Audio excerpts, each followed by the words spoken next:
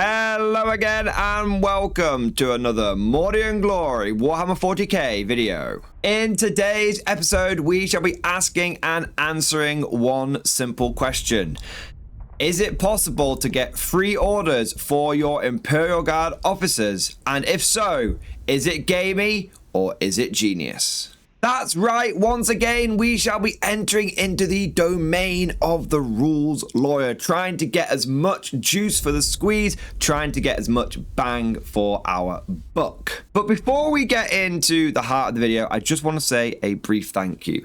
I've done a few of these videos recently, with the last one being the somewhat controversial Scion Flag Medipack debate, and overwhelmingly the response has been positive. People have really thrown themselves into the discussion with passion, yet with politeness, and nearly every single one of the comments has been people, either whether they agree with me or whether they disagree with me, expressing it in a really, really great way. So thank you to everyone who has done that, because it could very easily have become a bit of a shit show down in the comment section. Let's be honest here. This is the internet after all, but you guys have absolutely smashed it. So thank you for all of your responses over the last few of these rules videos, and I hope that you guys will respond to this one with as much fervor and as much passion. But with all of that said, now let's not mess around any further. Let's dive right into today's episode.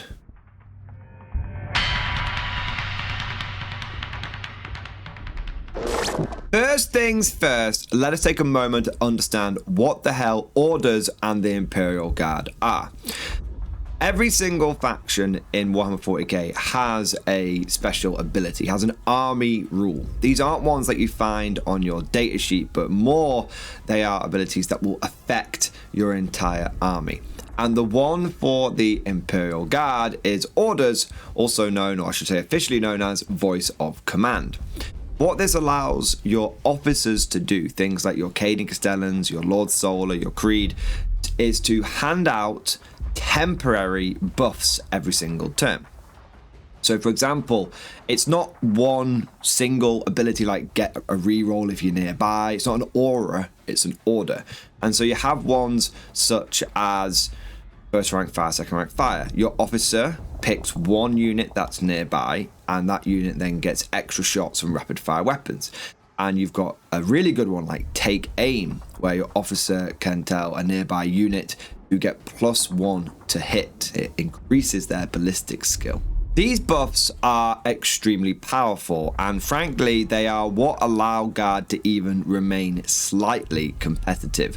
A lot of Guard units hit on a 4+, and that might seem like a 50-50, but from someone who has been playing for a long time, when you're hitting with those 4+, more often than not, it feels like you're going to miss. And that's because assuming that you're going to hit at your base ballistic skill is a bit of a mistake. It's a bit of a luxury.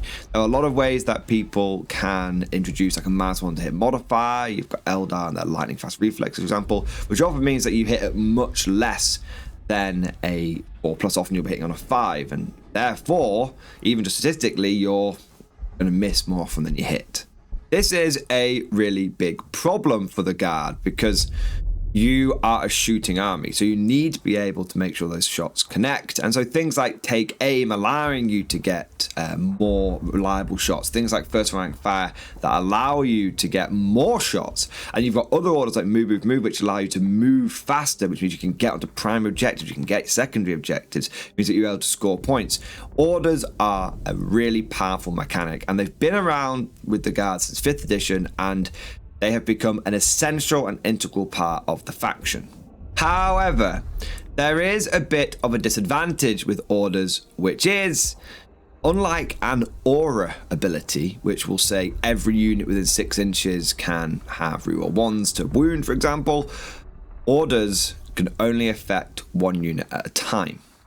And your officers only have a limited amount of orders they can do. For example, Lord Castellan Creed, Ursula Creed, who is the most experienced Cadian officer out there, can only issue 2 orders. That means only 2 of your units can receive the buffs from her. So unlike an aura ability where you might be able to have 4 or 5 units if you really cram them in there, benefiting from a single character. In the Guard, our orders tend to be a bit more powerful, they tend to be a bit more focused, and they tend to be very flexible, but you can only affect a limited amount of units at a time per officer. Now, of course, you could just put more officers into your army, but then you're going to be spending more points. And a big mistake that I see Guard players make when they're building their list is they're really what I call top heavy. They've got a very bloated officer core because they're trying to make sure that every single unit in their army has an order, but what they're actually doing is just sinking too many points into one area of their list, and it's actually taking away from other vital areas, such as being able to hold objectives or being able to deliver indirect firepower. Attention, Guardsmen! The Commissariat has detected you have not yet liked this video. Do so immediately, or else you will face the Emperor's wrath. And anyone who has not yet subscribed to the channel will be transferred to the penal battalions. That is all. Move out! Now, all of this seems eminently straightforward. Guard have access to a series of powerful buffs, but there's a limiting factor in place to make sure they don't get too out of hand. Well, that was true until recently, when Games Workshop released a balanced data slate and they updated the voice of command army rule. Previously, it stated that if your army factors Astra Militarum, officer models with this ability can issue orders. Each officer data sheet will specify how many orders it can issue and which units are eligible to receive those orders. Each time an officer model issues an order, select one of the orders below, then select one eligible unit within 6 inches of the officer model to issue it to. Officer models can issue orders in your command phase. And that was it. That's where it ended. And so it meant that as long as your officer was on the board, and the unit they wanted to order was also on the board, they could receive orders. But it meant that you could not use orders from inside a transport, because technically when you're in a transport, you're in the nether zone, you're in the void, you don't exist, you are walking between worlds. But also it meant that you couldn't do it from reserves. You couldn't have scions deep striking down and then having a attached command squad and then being able to do orders, because you could only do it in the command phase and you come in from reserve in the movement phase. But Games Workshop changed that to officer models can issue orders in your command phase and at the end of a phase in which they disembarked from a transport or were set up on the battlefield. And this meant that suddenly, whether you were in Deep Strike Reserve or in a Chimera or deploying on the battlefield straight away, your officers pretty much always could do their orders. Now your scions could deep strike down and get an order as long as the officer was sort of attached or also came in from reserve. Now it meant that if you had a unit coming back with reinforcements, or you've got a unit outflanking and coming in with regular strategic reserves, and they've got an officer with them, they could receive that order. It meant that also you could drive up, get your infantry out, and give the enemy a point-blank volley after disembarking from your Chimera. And a lot of people saw this and were like, great, orders are now just fixed, because it's kind of stupid that your officer wouldn't be able to do it from reserve. I mean, is he just like, he is still around, he's just on the sidelines. It's kind of stupid your officer wouldn't jump out the back of a transport in a glance, take in the situation and issue the most appropriate order. I mean, these are professional soldiers, they should be able to do that kind of stuff. And so everyone just thought, great, orders are fixed, nature is healing. But all was not as it seemed, and some players started getting into the fine detail, reading the small print, and they realized that there is actually a way to get free orders, to be able to issue orders in your command phase as well as later on in the turn. Because let's read that update to voice of command again. Officer models can issue orders in your command phase and at the end of a phase in which they disembark from a transport. Not or, and. So this means that your officer can issue orders in the command phase and technically then issue orders when he gets out of the transport, when he has disembarked. Now, normally this wouldn't be a big deal, right? Because when you're inside transport, as we said, you're in the void, you're in the nether zone, so you don't exist, you can't do orders. If you're inside a Taurox, you can't do an order, you're not on the board. If you're inside a Torx Prime, same thing. If you're inside a transport super heavy, like a Stormlord, it's all gravy, baby. You can't do it, sadly. But there is one transport which is an exception.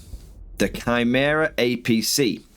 It has an ability on its datasheet. Like so many units do, you've always got an ability on your datasheet, right? It's just part of being in 10th edition. And the Chimera's one is Mobile Command Vehicle. In your command phase, one officer model embarked within this transport can issue orders even though it is not on the battlefield. When doing so, measure distances to and from this transport. This means, rules as written, you can have an officer in a Chimera who can issue an order in the command phase using the Mobile Command Vehicle ability, and then disembark and do the orders again. Because let's read that voice of command army rule, the updated version. Officer models can issue orders in your command phase and at the end of a phase in which they disembarked from a transport. This essentially allows you to double the amount of orders you can get from one officer.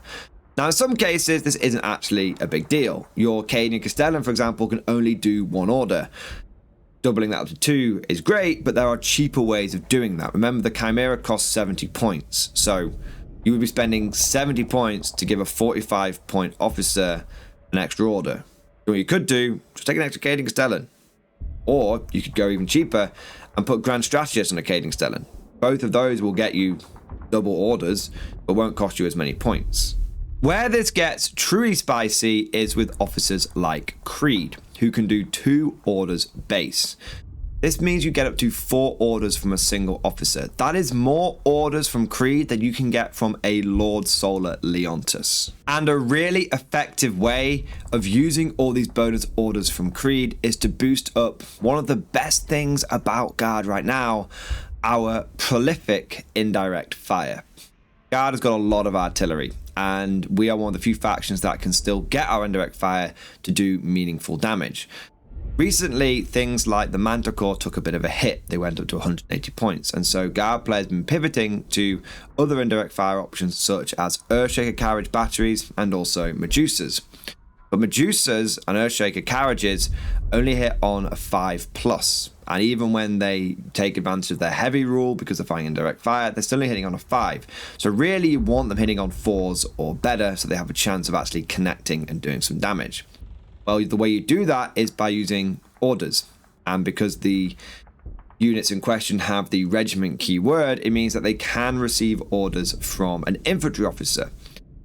Now, previously you would have had to take Creed and then had to take like a command squad and another officer if you want to start boosting up your 4 or 5 artillery pieces. But now you could just take Creed and you could take a Chimera. And that would allow you to order the vast majority of the artillery you're likely to encounter. Pretty much order all of those Medusas and Earthshakers. You might think this doesn't sound like such a big deal, but the amount of points that you can save is potentially significant. If you were to take a Creed command blob, where you have Creed and a platoon command squad and an infantry squad, and you give that platoon command squad Grand Strategist, then you are looking at 190 points. That gets you 4 orders, which could potentially order all of your juicers and other artillery. If you go down the Chimera Creed route, it's going to cost you 125, and you've still got a very large area that you can affect with your orders, because you can order in the command phase and then move 10 inches and then get out and then order in the movement phase and affect 4 pieces of artillery. So you've still got a very wide area of effect. You've still got all of your orders that you need, but you're saving 65 points, and then you've got the artillery in question. Instead of paying for Manticores, you go for Medusas. Instead of paying for Basilisks, you can go for the Earthshakers. Now, prior to the nerf to Manticores, that would still save you 40 points per Medusa. Now it's going to save you 70 points, and it still means you'll be able to save 15 points per Basilisk if you go down to Earthshakers as well. So we're not talking 5 or 10 points here and there.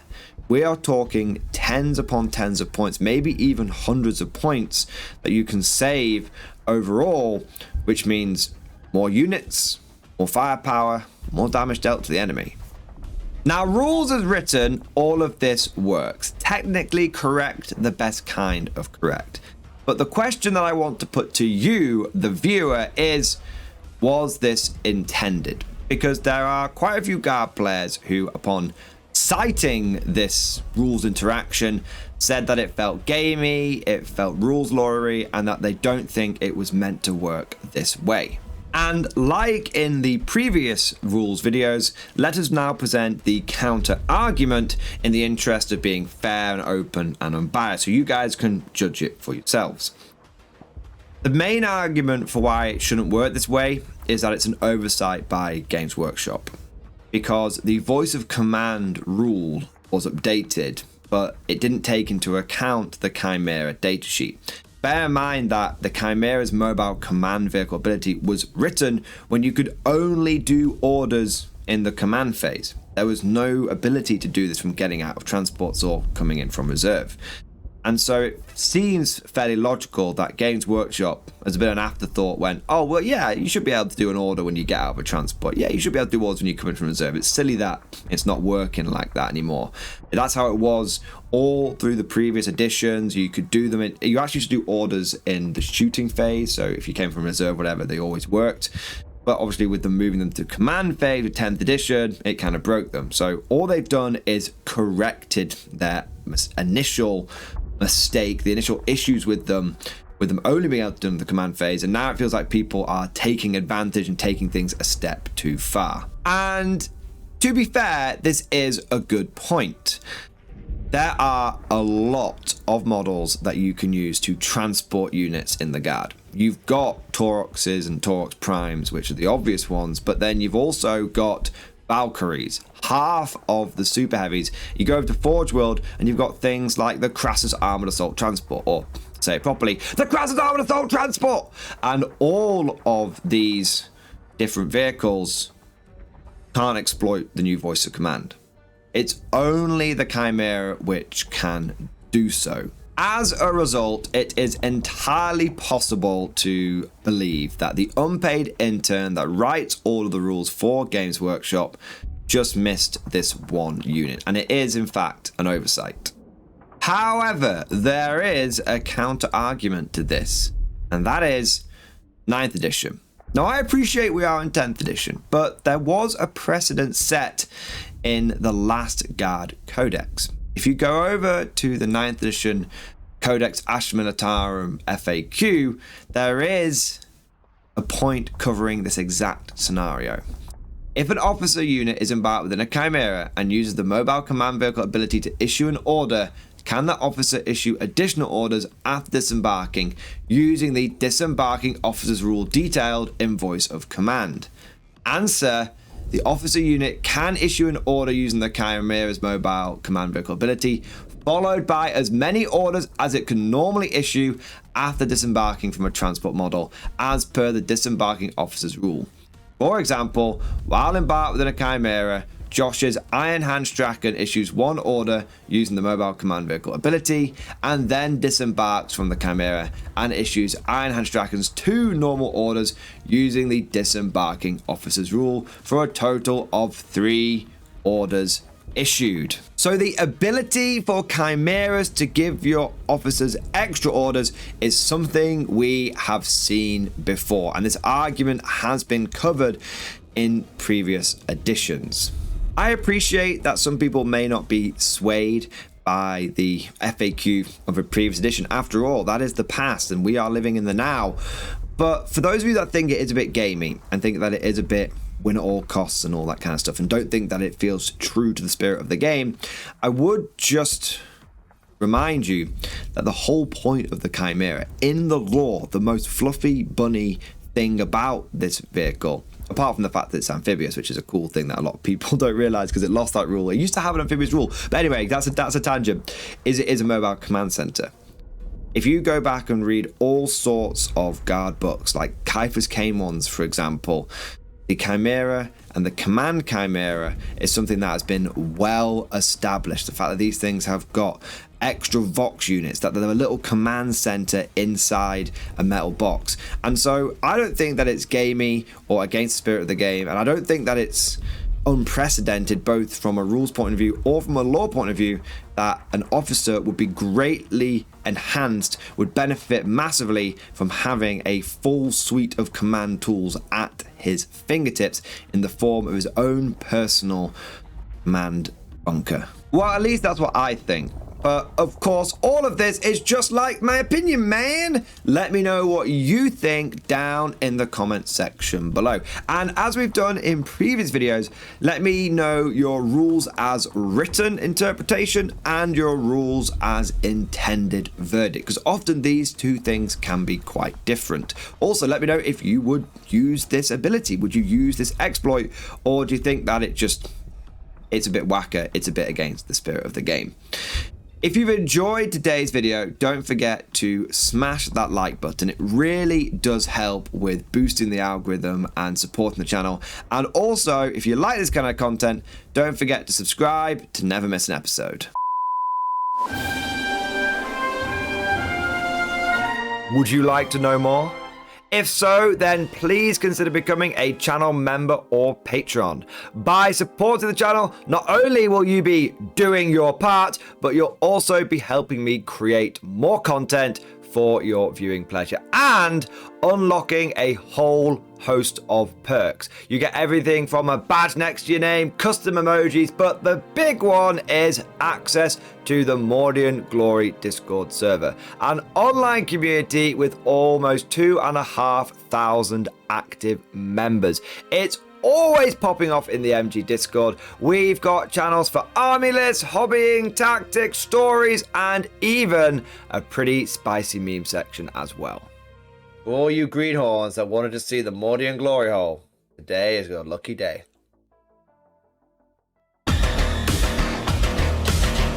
And joking aside, I do want to say a massive thank you to all of the current channel members and patrons. You guys are amazing, truly the lifeblood of the channel. I could not do Mordian Glory full time without the incredible and generous support of my members, so thank you guys so much. And last but certainly not least, I want to say a personal thank you to all of my top tier patrons. These are the War Masters, the people who have truly gone above and beyond the call of duty. So a heartfelt thank you to Alex Dengal, Bon Vert, Mad Larkin, Marcus Roberts, Mark Panconi, RJ Scorpion, Swordfish Trombone, Try Again Bragg, John Stubbs, Nick Walsh, Diesel Fox, and August Barney. Seriously guys, thank you from the bottom of my heart. Your support is incredible and it makes a huge difference. Thank you so much. That's all for now. Hope you've all enjoyed today's video, and of course, as always, see you guys next time.